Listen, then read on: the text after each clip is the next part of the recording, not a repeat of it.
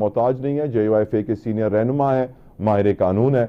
बहुत शुक्रिया कामरान साहब आपके कीमती वक्त के लिए।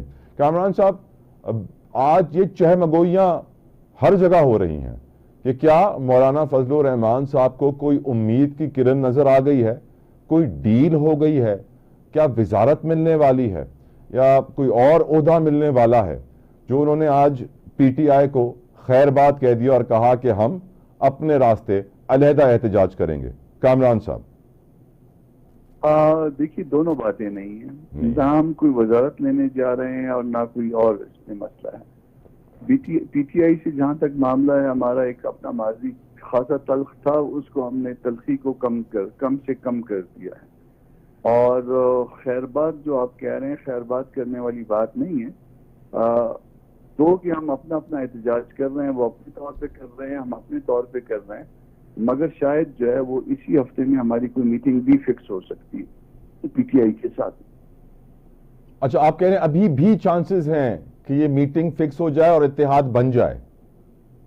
इत्तेहाद की मैं बात नहीं कर रहा, अभी तक मतलब हमारा सफर जो है बहुत हफ्ते तय होना बाकी है, मगर मीटिंग शायद इस हफ्ते में मुमकिन तौर पे फिक्स हो जाएगी, हमारी और उनकी। और इस मीटिंग का agenda sir, any ideas on that? वो एजेंडा यही होगा कि हम एक दूसरे के जितना नजदीक हो सकते हैं वो नजदीक आने की कोशिश कर रहे हैं। उस नजदीकी के बाद अल्टीमेटली क्या बनता है या मुल्की हालात क्या होते हैं, उसके तनाजुर में फिर आगे बढ़ेंगे। सर, जो मुल्की हालात हैं कामरान साहब, आप जानते हैं अभी बिजली की स्टेटमेंट्स के ऊपर और बिजली की जो सब्सिडी दी गई है, पीपल्स पार्टी और PMLN आमने सामने नजर आ रहे हैं। वजीर आजम साहब भी बयानात दे रहे हैं, मरियम साहिबा भी दे रही हैं, यहाँ से मुराद अली शाह साहब भी दे रहे हैं, शजील नाम मेमन साहब भी दे रहे हैं। डू यू थिंक कि मुल्क के जो मौजूदा हालात हैं क्या ऐसे ही चलते रहेंगे सर, और इसी तरह की सियासत चलती रहेगी, या कुछ बेहतरी आपको नजर आ रही है कामरान साहब? अभी तक तो मुझे मुल्क के हालात में बेहतरी नजर नहीं आ रही है, बल्कि खराबी नजर आ रही है। जो कुछ हो रहा है उसके नतीजे में जो है मुल्क को कोई फायदा नहीं पहुंचा, मुल्क को नुकसान ही पहुंच रहा है। अब ये नुकसान कब तक चलता है, या हम फिर सियासी पार्टियां उस नुकसान का जो है वो इदराक करके कब आगे बढ़ती हैं, ये अभी एक जो है ना वो $1 मिलियन का सवाल है। वैसे हुजूर, अब एक और सवाल मौलाना फजलुर रहमान से जुड़ा हुआ आपसे पूछना ये चाहता हूं कि क्या मौलाना साहब का कहीं और भी कोई नया इत्तेहाद बन सकता है किसी जमात से? क्या कोई और मीटिंग भी आपको फिक्स होते हुए नजर आ रही है किसी और जमात के साथ? देखिए, और जमातों ने वो अपनी अटेम्प्ट कर ली, मगर कोई ऐसी कोई बात आगे बढ़ी नहीं है। क्योंकि सर, और जब बात आगे, क्योंकि कामरान साहब आगे बढ़ी नहीं है, बहुत सारे सहाफी सर जिनको मैं इस्लामाबाद में जानता हूं, वो कहते हैं कि मौलाना साहब के राबते ताकतवर हलकों के साथ भी भरपूर हैं और नेगोशिएशंस वहां भी हो रही हैं सर। जहां तक मेरी इत्तला है कि वो ऐसे कोई ऐसे राबते नहीं है जो जिसको जो है ना वो लोग बुनियाद बना सके। मेरा ख्याल है ये गलतफहमी पैदा करने की कोशिश हो रही है जिस दोस्त ने भी ये खबर उड़ाई है। ठीक सर, मौजूदा सियासी हालात में क्या आपको लगता है कि मौलाना फजलुर रहमान साहब का स्टैचर अब कम होता जा रहा है, उनकी पावर कुछ कम होती जा रही है, उनकी वैल्यू कुछ कम होती जा रही है, वो अब इंडिस्पेंसिबल नहीं रहे हैं और वो मकाम उनके पास आज नहीं है, थोड़ा वक्त पहले था? देखिए, जो आपने लकी मरवत वाला जलसा जो है उसको अगर गेज किया है तो फिर आपको लगता होगा कि वो जो है ना वो उनकी ताकत बढ़ी है, कम नहीं हुई है। लेकिन सर जो स्टेटमेंट्स उनकी तरफ से आ रही हैं, जिस तरह वो डायरेक्ट एस्टैब्लिशमेंट पे अटैक करते हैं, और आज की जो स्टेटमेंट है कामरान साहब काफी इंटरेस्टिंग है। हम जानते हैं पहले वो एस्टैब्लिशमेंट के ऊपर काफी खुल के तनकीद कर रहे थे कि अवामी नुमाइंदे नहीं है, एस्टैब्लिशमेंट के नुमाइंदे हैं। आज उन्होंने स्टेटमेंट दिया सर, एस्टैब्लिशमेंट ने अब जाकर दाखिली मामलात को संजीदगी से लिया है, यानी अब तक एस्टैब्लिशमेंट दाखिली मामलात को संजीदगी से नहीं ले रही थी, अब होश में आई है और अब लिया है। क्या सर इसकी वजह होगी स्टेटमेंट की, और थोड़ा हमें समझाइए भी स्टेटमेंट के बारे में। देखिए, मैंने खुद तो मैं उनके साथ मौजूद नहीं था, वो इस वक्त दरेसमन खान में है शायद, और इसका क्या वो है आया जो है वो जो अरेस्ट हुई है उसके रेफरेंस से बात की है या किसी और रेफरेंस से बात की है मुझे पता नहीं है, मगर मेरी अपनी मुलाकात उनसे परसों होगी और परसों के बाद जो है ना शायद मैं। बट क्या उनका स्टांस एस्टैब्लिशमेंट पे चेंज हो गया है कामरान साहब आज से? नहीं, ऐसी बात नहीं, ऐसी बात नहीं। उनका जो स्टांस था कि एस्टैब्लिशमेंट की पार्लियामेंट है वो आज भी है, वो आज भी है, उसी तरह से है।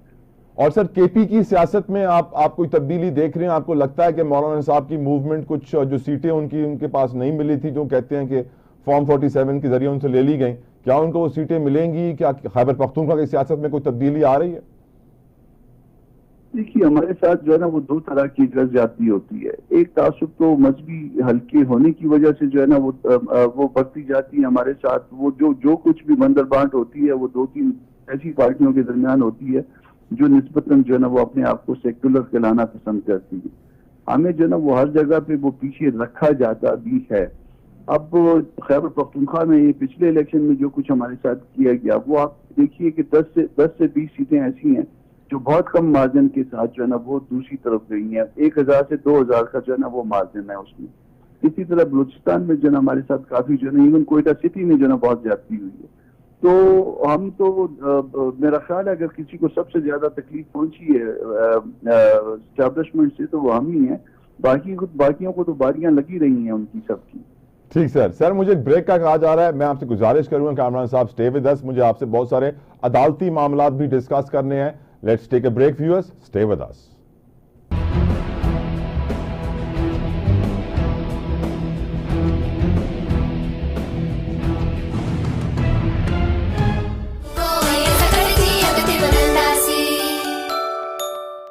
इस महंगाई के दौर में अपना जाती घर हासिल करें।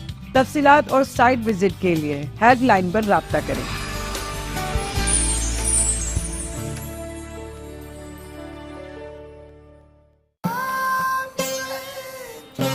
सिंध जे फिक्री रहबर अजीम सूफी शायर हजरत शाह अब्दुल लतीफ भिटाई जो 281 उर्स मुबारक 20 खां 22 अगस्त 2024 सकाफत ऐं सियाहत खाते हुकूमत सिंध पारां उर्स दौरान सकाफती गोठ जो इफ्तिताह, सूफी राग सुगड़न जी कचहरी, लतीफ अदबी कॉन्फ्रेंस ऐं ॿियूं तकरीबियूं भिटशाह में मुनक़िद कयूं पियूं वञनि। अचो हिन तकरीबन में शिरकत करियो ऐं सिंध जे सकाफती ऐं सूफी कल्चर जो हिस्सो बणिजो। सकाफत ऐं सियाहत खातो हुकूमत सिंध।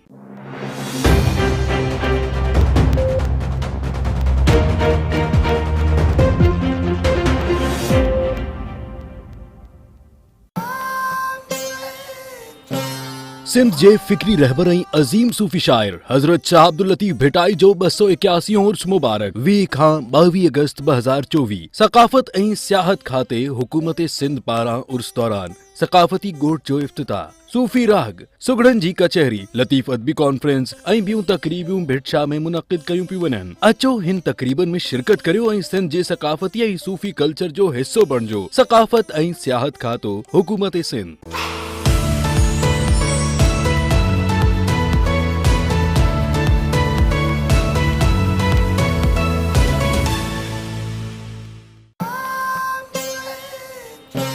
सिंध जे फिक्री रहबर अजीम सूफी शायर हजरत शाह अब्दुल लतीफ भिटाई जो 281 उर्स मुबारक 20 खां 22 अगस्त 2024 सकाफत ऐं सियाहत खाते हुकूमत सिंध पारां उर्स दौरान सकाफती गोठ जो इफ्तिताह, सूफी राग सुगड़न जी कचहरी, लतीफ अदबी कॉन्फ्रेंस ऐं ॿियूं तकरीबियूं भिटशाह में मुनक़िद कयूं पियूं वञनि। अचो हिन तकरीबन में शिरकत करियो ऐं सिंध जे सकाफती ऐं सूफी कल्चर जो हिस्सो बणिजो। सकाफत ऐं सियाहत खातो हुकूमत सिंध।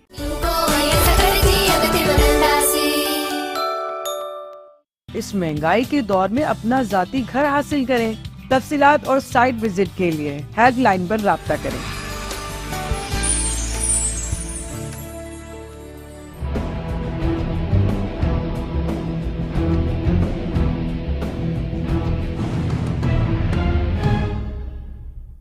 JUFA के सीनियर रहनुमा और माहिर कानून कामरान मुर्जा साहब मेरे साथ मौजूद हैं। कामरान साहब, अब कुछ कानूनी मामला आपसे डिस्कस करना चाहता हूं, स्पेशली जो साकिब निसार साहब का लंदन से बयान आया है। कसम खाते हैं कि मेरा 9 मई और PTI से कोई ताल्लुक नहीं है।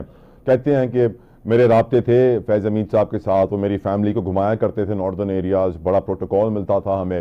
ये भी कहा कि वो मेरे लिए स्पेशल मैसेजेस भी भेजते थे फॉर माई आइज ओनली, और ये भी कह दिया कि उन्होंने कोई मुझसे गैर कानूनी कोई गैर मुनसिफाना काम नहीं करवाया। कामरान साहब, कोई ऑफिशियल वर्किंग रिलेशनशिप होती है चीफ जस्टिस की DG ISI के साथ? या क्योंकि हमने तो ये पढ़ा था सर कि जो जजेस के मौजूद जजेस के ऑनरेबल जजेस के जो SOPs होते हैं उनकी सोशलाइजिंग बहुत कम होती है, वो आम पार्टियों में पब्लिक में जा नहीं सकते हैं। प्लीज हमें बताइएगा सर इस ऑफिशियल वर्किंग रिलेशनशिप के बारे में, क्या ये होती है और नहीं होती, और अगर नहीं होती है तो फिर साकिब निसार का एतराफ कैसा है आपके सामने? और वो जी सर। जी सर। जाए आम लोगों की, और बहुत क्लोज और तो कामरान साहब, आपकी लाइन में बहुत डिस्टर्बेंस आ गई है। मैं अपने प्रोड्यूसर से रिक्वेस्ट करता हूं कि आपको दोबारा कनेक्ट करें ताकि हम आपकी आवाज़ समझ सकें। We can not understand what you trying to say, but viewers यकीनन हिकिड़ी ॻाल्हि जेका अॼु माण्हुनि